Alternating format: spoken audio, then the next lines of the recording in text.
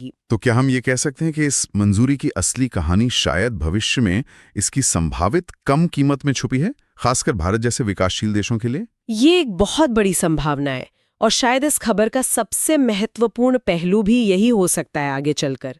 DMD का इलाज, जैसा हमने बात की, लंबा चलता है और इसका खर्च बहुत ज्यादा हो सकता है। हाँ, परिवारों पर बहुत बोझ पड़ता होगा। बिल्कुल, खासकर लंबे समय तक चलने वाले उपचारों का।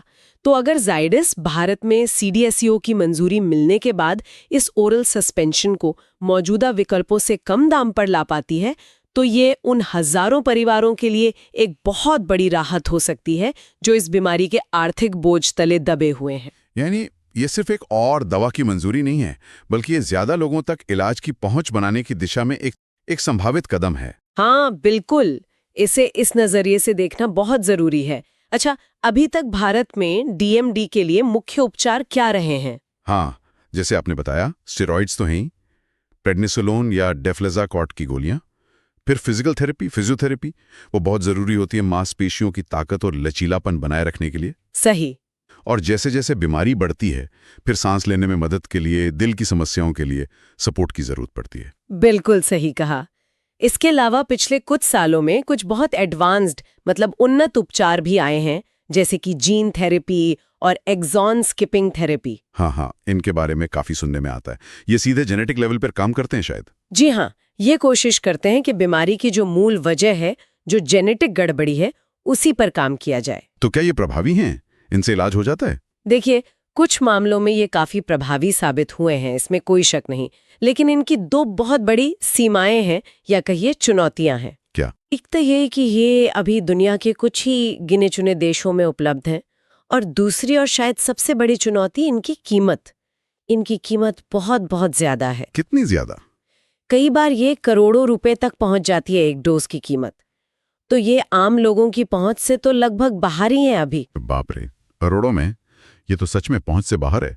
तो इस लिहाज से देखें तो जाइडस का ये डेफ्लाज़ाकॉर्ट सस्पेंशन, अगर ये किफ़ायती होता है, हाँ, अगर किफ़ायती होता है, तो ये उन ज्यादातर मरीजों के लिए एक ज्यादा व्यावहारिक, ज्यादा पहुंच वाला विकल्प बन सकता है, जिनके लिए जीन थेरेपी जैसे इलाज तो एक सपने जैसे ही हैं। बिल्कुल, यही उम्मीद है।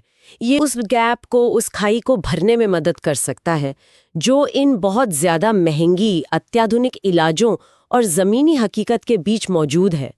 ये भी दिखाता है कि जो दवाएं पहले से मौजूद हैं, उनके बेहतर या ज्यादा सुलभ संस्करण बनाना भी अपने आप में इनोवेशन का एक महत्वपूर्ण रूप है। हाँ, ये भी एक तरह का इनोवेशन ही है।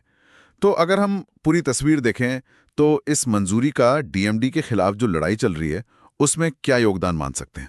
देखिए, इसका जो तात्कालिक योगदान है वो है मरीजों को लंबे समय तक मजबूत रखना, उनकी रोजमर्रा की जिंदगी को बेहतर बनाना।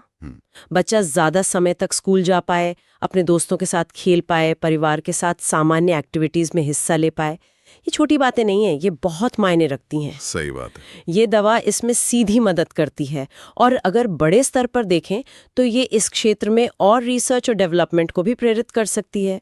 शायद और कंपनियां भी इस तरह के फॉर्मुलेशंस लाने की सोचें। और भविष्य की क्या उम्मीदें हैं? क्या हम कभी डीएमडी के पूर्ण इलाज, मतलब कंप्लीट क्योर के करीब पहुंच पाएंगे? उम्मीद तो हमेशा रखनी चाहिए। दुनिया भर में वैज्ञानिक लगातार काम कर रहे हैं, जीन थेरेपी को और बेहतर और सुरक्षित और सस्ता बनाने की कोशिशें चल रही हैं। अच्छा। स्टेम सेल थेरेपी पर भी शोध चल रहा है। वैज्ञानिक ऐसे नए उपचार भी खोज रहे हैं जो स्टेरॉइड मुक्त हों, क्योंकि देखिए, लंबे समय तक स्टेरॉइड लेने के अपने साइड इफेक्ट्स भी होते हैं। हाँ, वो तो होता ही है। तो पूर्ण इलाज शायद अभी थोड़ा दूर हो, लेकिन हर नई खोज, हर नई मंजूरी, जैसे कि ये जाइडस वाली, हमें उस दिशा में एक कदम आगे जरूर ले जाती है। तो जाइडस की ये मंजूरी भले ये खुद में इलाज ना हो, पर ये उस बड़ी उम्मीद का एक हिस्सा जरूर है। निश्चित तौर पर, बिल्कुल। ये मौजूदा मरीजों के लिए एक ठोस मदद है और भविष्य में होने वाली प्रगति के लिए एक संकेत भी है। ये दिखाता है कि डीएमडी जैसी जटिल बीमारियों से लड़ने के लिए हमें मल्टी प्रोंग्ड अप्रोच, यानी बहुआयामी दृष्टिकोण की जरूरत है। एकदम नई खोजें भी चाहिए, और जो साधन हमारे पास हैं उन्हें बेहतर बनाना भी जरूरी है। चलिए, तो इस पूरी चर्चा के जो मुख्य बिंदु हैं उन्हें एक बार जल्दी से दोहरा लेते हैं। भारत की जाइडस लाइफ साइंसेज को यूएस एफडीए से डेफ्लाजाकॉट ओरल सस्पेंशन के लिए मंजूरी मिली है। जी, और ये 5 साल और उससे अधिक उम्र के डीएमडी मरीजों के लिए है। ये दवा एक कॉर्टिकोस्टेरॉइड है। हाँ, जो डीएमडी में मांसपेशियों की क्षति को धीमा करती है और इम्यून सिस्टम की प्रतिक्रिया को भी नियंत्रित करती है। ये जीवन की गुणवत्ता सुधारती है, लेकिन ये डीएमडी का इलाज नहीं है, क्योर नहीं है। इसका निर्माण इटली में किया जाएगा और पहले ये अमेरिकी बाजार में उपलब्ध होगी। जी, और भारत में उपलब्धता के लिए सीडीएससीओ की मंजूरी का इंतजार करना होगा, जिसमें कुछ समय लग सकता है, शायद 2026 तक। हाँ, और सबसे बड़ी उम्मीद शायद यही है कि जाइडस द्वारा बनाए जाने पर यह दवा भविष्य में भारत और दूसरे विकासशील देशों में ज्यादा किफायती दाम पर मिल सके। बिल्कुल, जिससे इलाज की पहुंच बढ़ेगी। हाँ, तो ये महज एक दवा कंपनी की बिजनेस न्यूज नहीं है, बल्कि ये उन बच्चों और उनके परिवारों के लिए आशा और प्रगति का एक प्रतीक है, जो हर रोज डीएमडी की मुश्किल चुनौतियों का सामना करते हैं। ये बेहतर मैनेजमेंट की दिशा में एक कदम है, जबकि पूर्ण इलाज की खोज तो खैर जारी ही है। और अंत में एक सवाल शायद मन में आता है, जिस पर हम सबको सोचने की जरूरत है। हम देख रहे हैं कि एक तरफ जीन थेरेपी जैसी करोड़ों अरबों डॉलर की लागत वाली सुपर एडवांस तकनीकें विकसित हो रही हैं, जो शायद कुछ लोगों के लिए चमत्कारी हों।